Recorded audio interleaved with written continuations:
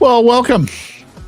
Sekeres and Price, a special live stream here on Twitter, Facebook, Instagram, and YouTube. The first intermission of the Canucks at Columbus, a rare weekday matinee for the Vancouver Canucks. It's Martin Luther King Jr. Day in the United States, and so a 10 a.m. face-off for us. The Canucks on a 5-game winning streak, looking to go 6-1 on this road trip and leading 2-1 after one period, and we'll be here for the second period as well. Blake Price, as we're going live again. Yes. Yeah, how about this? Back Fun. to the live intermissions. And a 2-1 lead after 20 minutes for the Canucks probably should be a bigger lead than this. It was just an uncharacteristic gaffe that leads to the one Columbus goal. And they probably should have at least one more goal based on the final flurry. There are 4 shots on goal, puck trickling wide. It should be 3-1 or it should be 2-0, however you cut it, but still a lead after 20 minutes is a pretty good thing. Well, and the 30th time this season that they have scored the opening goal, and it has been a huge part of this formula that sees them enter the day as the league's best team in terms of points. We had talked about it on Sekeres and Price last week that, this is a club that's formula is get on top and then overwhelm a team. 23-5-1 when scoring the first goal. Of course, did so in Buffalo, the only goal on Saturday. And if you are wondering why this is a different broadcast team from Sportsnet in Columbus, we're not accustomed to hearing these voices on the call. Well, needless to say, the Canucks had their issues getting out of Snowmageddon in Buffalo. The broadcast team no longer travels on the Canucks charter, so it was going to be up to John Shorthouse, Dave Tomlinson, Dan Murphy, producer Greg Shannon on their own to get to Columbus, and that proved a very, very difficult. They could barely get the team there, much less travel commercial and get there as well. So, yeah. Sportsnet sent a specific crew down just in case, and good enough. And good on them for doing so. Otherwise, you don't know what would have happened. They're scrambling for local American feed, I guess. Yeah, or the American feed. Anyways, let's get into this period, Blake. JT Miller opens the scoring for the Vancouver Canucks. The assist to Nikita Zadorov. Elias Patterson, who comes into the day as the NHL's first star of the week after putting up 9 points in what was a series of Vancouver Canucks victories. And kind of a strange goal. It seemingly bounced off everyone. A Plinko-style goal to open the scoring. And it looked like it might have been the right elbow or left elbow of Besser that ultimately was the last place, but I think it was the right glove of the defender. So Miller, with the initial shot from the point or close to the point, gets the credit. His 20th of the season, and that line just keeps on keeping on. Another even strength goal. Again, that line, the Canucks as a whole, have only been relying on even strength goals for this road trip. 1 power play goal on the road trip so far this season. And once again, the 5-on-5 attack strikes first. As mentioned, the first goal of the game for the 30th time. That's the league lead for the Vancouver Canucks. It doesn't last long, though, this lead, all of 27 seconds. Columbus takes nearly 6 minutes to get its first shot on goal. Vancouver puts the first 8 shots of the game on goal on their end of the ice, but Igor Chinakhov opens the scoring for Columbus, draws even with his 11th of the season. Johnny Gaudreau gets the assist on this one, and this is a matter of Ian Cole trying to score. Cole Sillinger making a nice play to keep the puck in the zone, and then the Canucks are completely out of whack with their spacing and their coverage in the defense. Well, it's a rare lost board battle too for that line. That line doesn't lose a lot of board battles. They get beaten on that one, and it's an easy pass out in front. It's not too dissimilar from what ends up happening, in fact, on the Canucks' second goal, the third one of the period, in which that line redeems itself with a board battle one and some forechecking that leads to a fabulous Bluger pass out in front to Connor Garland, who one-times it, and it's a no-doubter. Yeah. His 6th of the season, and boy, what a pass from Bluger, and of course Dakota Joshua on a textbook forecheck. I mean, that's exactly the sort of goal that you see from, and we've seen from that line, and that Rick Tocchet wants to see from that line. So the period ends with the shots 13-9 for the Vancouver Canucks, but not after what was a very active final minute or so of the period, where Tyler Myers breaks up a 2-on-1 against, with the Columbus Blue Jackets bearing down, looking for the equalizer, and then a hell of a flurry in front of Elvis Merzlikins in the Columbus goal at the end, where Elias Pettersson and others have chances that look to forge a 3-1 lead. Not so. Credited with 4 shots in the final 10 seconds of the period, where the Vancouver Canucks, so they end up on top 14-9 in terms of shots on goal. A nice period, not their greatest. I thought it was a little loose there in the middle parts, but it's the 7th game of this epic journey. Like, I wouldn't be surprised if they've got one foot out the door here. That's just the human condition.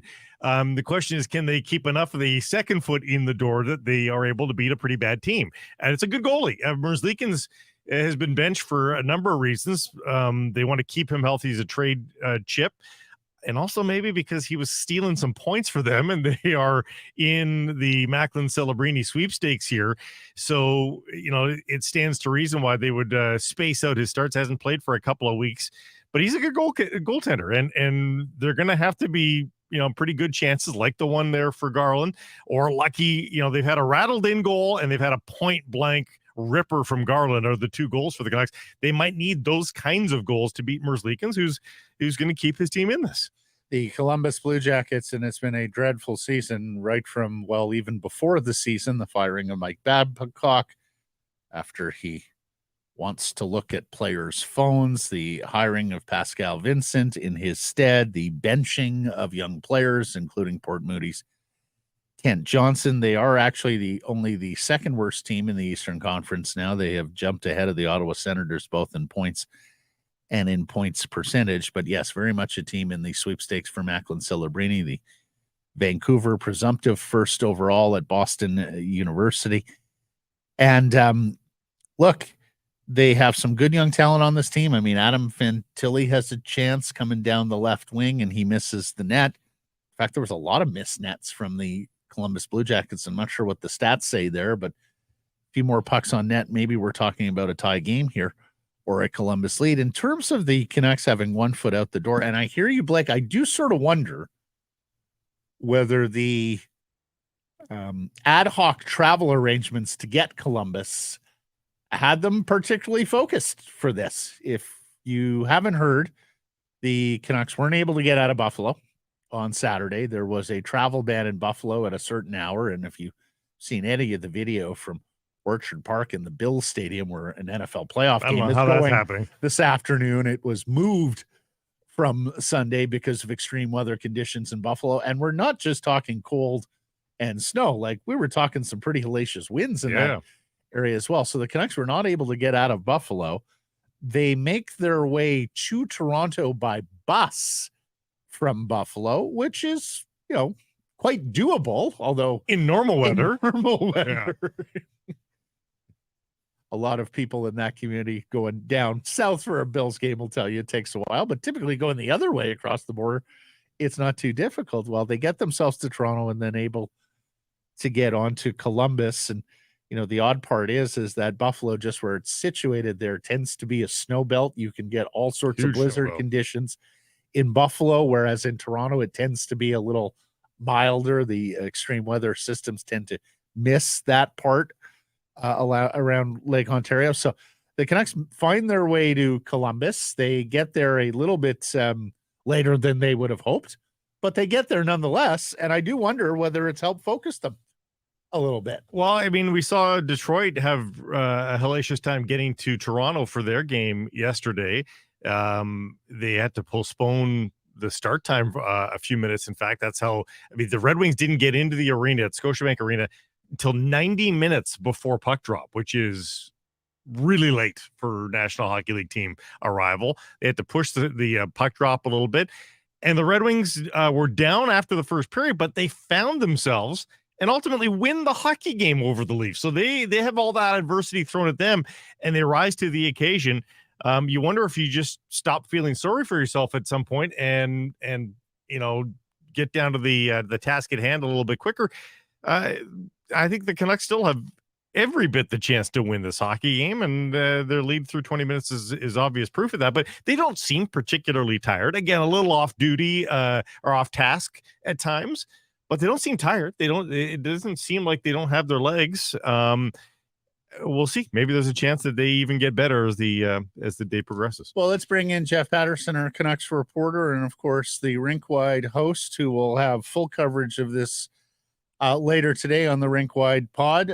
Jeff, I understand you're there, and you give me a sense of what you made of this first period in Columbus.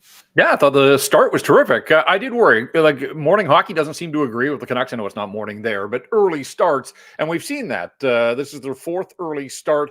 They had the back-to-backs in Minnesota and Chicago just before Christmas, where they didn't play particularly well early in those hockey games, but they did squeeze out 3 or 4 points. They weren't at their best in Buffalo the other day, but did what they had to win that game. So they're not getting a lot of style points, but they continue to pick up points in the standings. The fact that they went through what they went through yesterday and still managed to have an 8-0 shot advantage and then scored the goal, as you mentioned, for the 30th time. I can't mention that enough. In 44 games, they've opened the scoring on this road trip, guys. We know they lost 2-1 in St. Louis. Since then, though, since that New Jersey game, they have trailed for under a minute the rest of the road trip. Unbelievable. They fell behind to the Rangers, and they responded, tied that game up, went ahead, and didn't look back. They have played from behind, and we know that when you're the trailing team, you're forced to adjust. The pressure's on you. Coaches will shorten their benches and all those types of things. The luxury that Rick Tocchet and his coaching staff have had, because this team just gets the jump on just about everybody. So their lead didn't last long. I heard you mention Blake, uncharacteristic on that Columbus goal. They're in fine position. Casey DeSmith gloves the puck down at the side of the net. Ian Cole probably could have done more with it there, but he plays it around the boards, the hard rim, and that's where the trouble begins. And Teddy Bluger is the center on that line, but for whatever reason, he's on the wall. And then Connor Garland, who's the right winger, he's also on that same side of the ice. So we don't get out of position very often, but 2 non-negotiables for Rick Tocchet: board battles and the guts of the ice. Well, they lose a board battle there. Good work by Cole Sillinger. Pokes the puck down low, and I think Ian Cole thinks that they're going to reverse it at that point. So he's behind the net. Well, you're no good at that point behind the net when Chinnikov's able to work his way to the slot and just outweights Casey DeSmith. So, breakdowns happen. It is the NHL. You're under pressure, but the Canucks have met pressure with pressure more often than not, the way their coach wants them there. But I like the response to that one. They gave up one, but they didn't give up another. They had the penalty kill when Ian Cole got caught and had to hook Johnny Hockey there. I kind of thought at the end of a road trip, guys, that maybe we would see some load management. They were willing to do it against the Islanders after the Rangers win.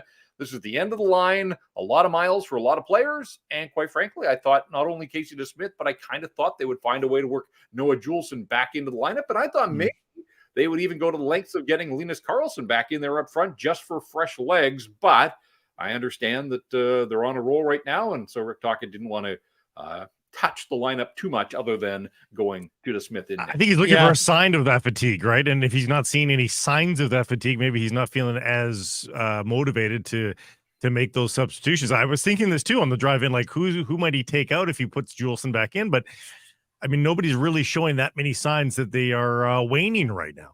No, I thought Höglander took the bad neutral zone penalty in a tight game the other day, and I thought if that's the opening of the door that you need to get Linus Karlsson in there, for all the good that the lotto line was just buzzing early and buzzing late there, and the Bluger line more good than bad obviously this year, but look at the first period, guys. That line with Pia Suter and Kuzmenko and Mikheyev outshot 5-0. So it's just not happening for them. They don't get outshot like that often, but the offense just isn't there. And thank goodness for the third line that's become the second line, because you do wonder where the Canucks would be over the last 6 weeks, if not for the play of Garland Bluger and Dakota Joshua. But continuing to watch Kuzmenko and his travails there, and that line for,